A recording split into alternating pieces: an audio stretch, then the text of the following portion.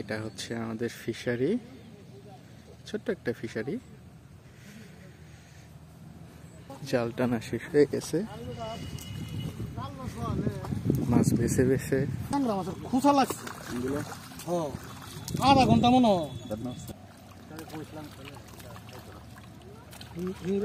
তো বড় সামনে তুই দেখিস এত সুযোগ আছে ছেড়ে দেওয়া হয়েছে, কারণ এখনো মাছ ধরার সময় হয়নি। কয়েকটা বড় বড় মাগুর, শিং মাছ, একটা কাতল, আর হ্যাঁ 3 কেজির একটা কাতল। ওরে বাবা, ধরে তোলা যায় না, এখানে ধরতে হবে। ঠিক আছে,